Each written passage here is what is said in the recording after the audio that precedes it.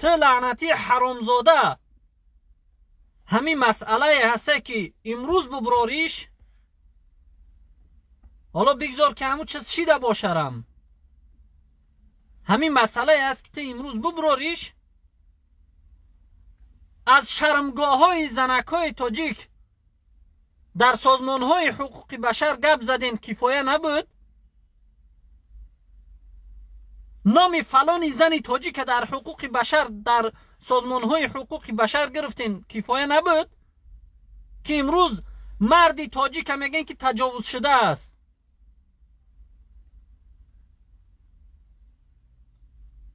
همی است با شرف بدن شما، همی است با ناموس بدن شما. شما همی گونه میخواهین دولت و ملت ما را پیش رفته بکنین. در تمام دنیا ما مردم تاجیکستان دزد، تروریست، ناباکیره و امروز ببخشین کونته را اعلان شدیم از دستی حکومت. در گرمنیا میگه وحیه کمستو از کجا آمدگی؟ از کدام دولتی؟ میگوی که اشکام از تاجیکستان، من از تاجیکستان آمدگی هستم.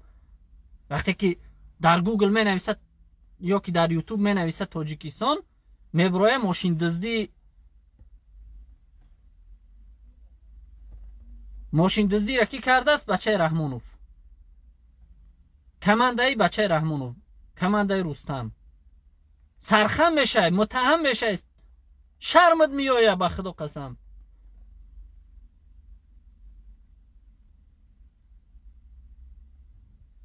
می نویسه در گوگل مثلا تاجیک، می بینه که رحمانوف به زبان خود گفته است که تروریستن تاجیکو. نمیدونی که دیگه چیکار بکنی، نمیدونی که سرت در کجا پنهان بکنی.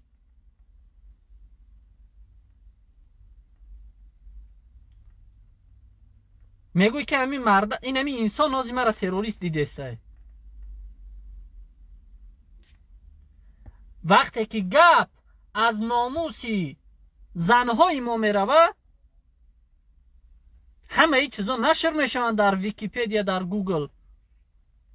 مثلا مردم ترک یا مردم عرب وقتی سوالت میکنن از کجا هستی؟ از تاجیکستان. می نویسه در گوگل تاجیکستان. فرض کردیم یک نواری از اونم سازمان حقوق بشر می آید که از شرمگاه های زنای تاجیک قصه کردن که تاجیکستان ده زنا باکیره نیستن و صفشون زیاد چیده است.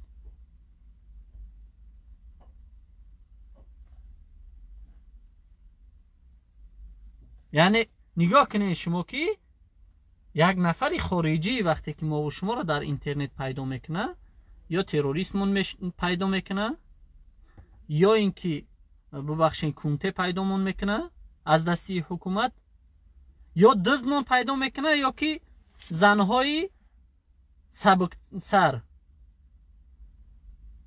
ما دیگه به چی افتخار بکنیم؟ ما یگان مارکه ماشین نداریم مثلا که با مثل مرسدس BMW بگیم که اینو ماشین نمیدونیم، اینو ما تاجیکستان میبرویه.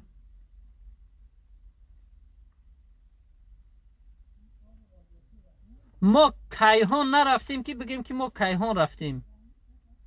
ما یگان کمانده فوتبالی نداریم که در جهان مشهور باشه که با او افتخار بکنیم.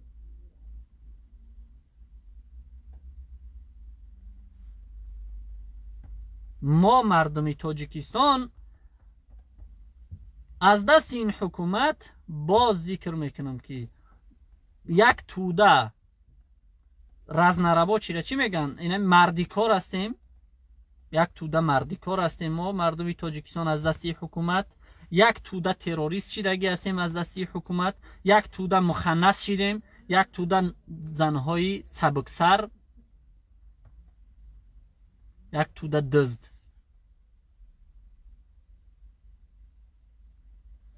همه با بشرفی اینمی حکومت است.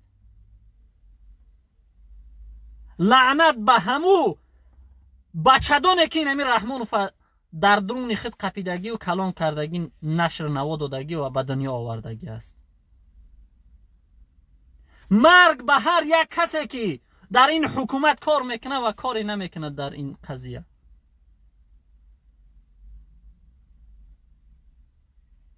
شرم بدارین.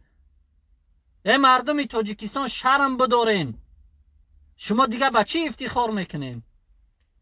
در کجاست دیگه ناموس شما؟ کجاش مون دیگه؟ همه کار کردنتون، همه تمغه را بالای شما زدن.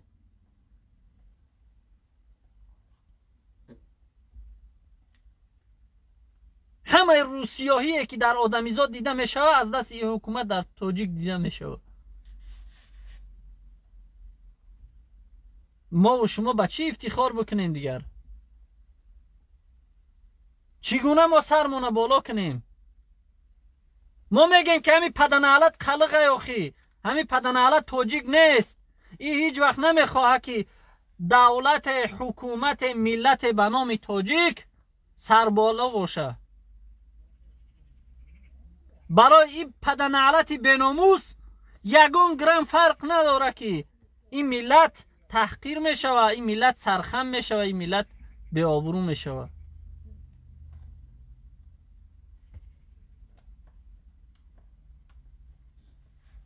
اما این مردم برای ما باید این چیز فرقی کلان داشته باشه. ما و شما باید در این قضیه ها به طرف نباشیم. حالا بگذار که ما مردم مثلا محمد اقبال یک مخالف حکومت بر رویه های خودش به اصول خودش، گروه 24 یک گروه مخالف حکومت به اصول و رویه های خودش، حزب نهضت اسلامی تاجیکستان یک حزب مخالف رژیم به اصول و رویه های خودش. اما بالاتر از اینها ما همه یک ملت هستیم، ما همه مسلمان هستیم. مخالف بدن در فکرها و اندیشه های یکدیگر دشمنی نیست و این چیز دشمنی قرار نتین به یکدیگرتون. دست یکدیگرتون بگیرین، در قضیه های یکدیگرتون مداخله بکنین و بالاتر از اینها وقتی که گپ بالای ناموس ملت میروه حتما مداخله بکنین. من نمیدونم بخدا این کلتور، این فرهنگ از کجا بالای ما آمدگی است که یک نفر وقتی که در فکرهای من راضی نباشم و برای خودم او را باید که دشمن قرار بدم. یه روز همراه یک برادر در این همین ماشین یک جا سفر کردیم. همین چیز اگه واقعا یک گپ جاندار است، واقعا همین چیز هست در بین مخالفا.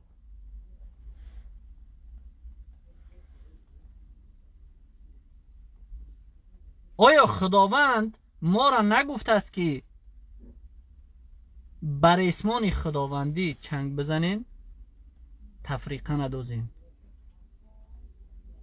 آیا خداوند چند جای قرآن در ما را تأکید نکرده است که یک جای باشین؟ باشه مخالفی گروهت فرق داره، فکرهات فرق داره، نقشهات فرق داره، بگذار او در همون راهی سیاست خودت باشه و بیرون از سیاست به یک دیگر باید که برادر باشی. قضیه های انسانی را باید قطع نکنی، رابطه های انسانی باید قطع نشوه.